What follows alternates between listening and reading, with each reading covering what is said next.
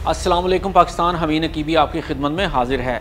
Iran ने गुज़िश्ता 2 दिनों में मजमूई तौर पर तकरीबन 400 बैलिस्टिक मिसाइल फायर किए, जिनमें से आज 19 जून को 30 मिसाइल दागे गए। रात के अंधेरे में जब इसराइली शहरों में लोग सो रहे थे, अचानक फ़ज़ा में एक क़यामत सुगरा बर्पा हो गई। ईरान ने बैक वक्त दर्जनों बैलिस्टिक मिसाइल और ड्रोन इसराइल पर दाग दिए। कुछ ही लम्हों में आसमान राख, शोलों और तबाही से भर गया। इन हमलों में जो तबाही हुई, इसने इसराइल का रहा सहा गुरूर भी खाक में मिला दिया।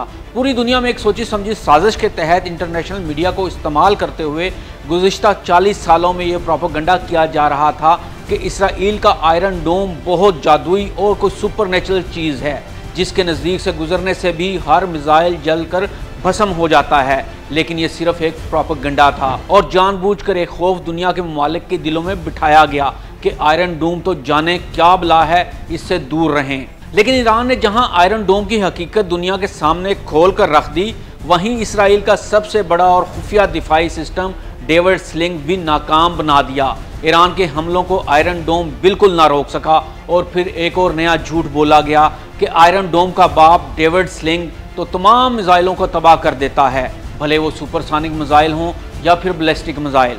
ईरान ने डेविड स्लिंग की ये मिथ भी गलत साबित कर दी।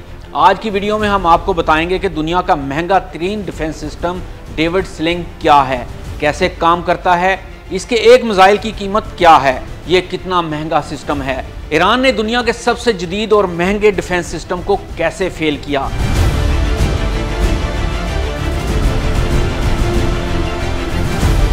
तो जनाब, डेविड स्लिंग का मतलब होता है दाऊद की फ्लाखिन, यानी वो गुलेल या पत्थर फेंकने का आला जिससे हज़रत दाऊद अलैहिस्सलाम ने जालूत को मारा था। इसी रवायत को बरकरार रखते हुए इसराइल ने इस डिफेंस सिस्टम का नाम डेविड स्लिंग रखा।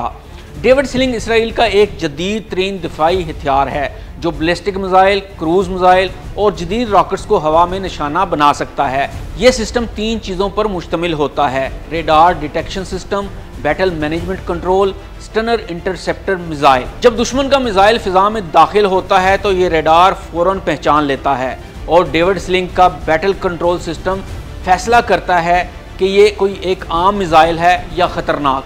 अगर तो आम मिसाइल हो तो डेविड स्लिंग एक्टिव नहीं होता क्योंकि इसका अपना मिसाइल बहुत महंगा होता है। लेकिन जैसे ही बैटल कंट्रोल सिस्टम को ये मालूम हो जाए कि ईरान की तरफ से आने वाला मिसाइल ख़तरनाक यानी बैलिस्टिक या फिर सुपरसोनिक है, तो फिर इसका स्टनर मिसाइल लॉन्च होता है जो हिट टू किल टेक्नोलॉजी से दुश्मन मिसाइल से टकराता है और इसे फ़िज़ा में ही तबाह कर देता है। अब बात करते हैं कि इस टेक्नोलॉजी की कीमत क्या है। डेविड स्लिंग का एक मिसाइल तकरीबन $10 लाख का है, यानी पाकिस्तानी करेंसी में 30 करोड़ रुपए। ये सिस्टम आम रॉकेट्स के लिए नहीं बल्कि बहुत कीमती और मौलिक हथियारों के लिए इस्तेमाल होता है।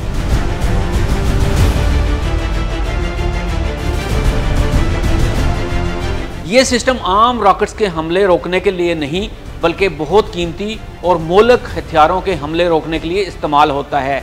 इसमें dual Sikar system radar plus infrared होता है। इसके अंदर कोई वारहेड नहीं होता बल्कि ये सिर्फ रफ्तार और निशाना बंदी से हदफ को तबाह करता है। 300 किलोमीटर तक मार करने की सलाहियत रखता है। एक मुकम्मल बैटरी को चलाने के लिए 30 से 50 लोग दरकार होते हैं, जिनमें radar operators, control room staff, launcher team और इंजीनियर शामिल होते हैं। ईरान ने पहली बार इसराइल पर बराह रास्त इतना बड़ा मिसाइल और ड्रोन हमला किया। कुल मिलाकर 170 ड्रोन, 30 क्रूज मिसाइल, 370 से ज़ायद बैलिस्टिक मिसाइल। तो देखते हैं कि डेविड स्लिंग कितना कामयाब रहा। इसराइली मीडिया का दावा है कि उन्होंने 80% हमले रोके हैं और ईरानी मिसाइलों को फ़िज़ा में ही नकारा बना दिया है, जबकि दूसरी जानब इसराइली शहरों हिफा और तल अबीब के मनाजर तो कुछ और ही कहानी सुना रहे हैं। हर जानब तबाही ही तबाही दिखाई देती है। अगर ये डेविड स्लिंग ने 80% हमले रोक लिए होते तो फिर ये तबाही कैसे हो गई। दूसरी जानब ईरान ने इसराइल के इन दावों की भी तरदीद की है और कहा है कि ईरान ने तमाम मिसाइल निशानों पर लगाए हैं और ईरान ने इसराइल में अपने अहदाफ को कामयाबी से निशाना बनाया है। और आयरन डोम के बाद डेविड स्लिंग भी बुरी तरह से नाकाम हुआ है। इसराइल का महंगा तरीन डेविड स्लिंग हो या फिर आयरन डोम, ईरान के पास वो हथियार है जो इसराइल दोबारा पैदा होकर भी हासिल नहीं कर सकता, और वो हथियार है ईमान की ताकत। तारीख गवाह है कि मुसलमानों ने तमाम जंगें अल्लाह पर भरोसा और ईमान की ताकत से ही जीती हैं। इस बार भी ये जंग ईरान ही जीतेगा। अल्लाह ईरान का हामी और नासिर हो। हमीद नकीबी को इजाज़त दीजिए। अल्लाह हाफिज़।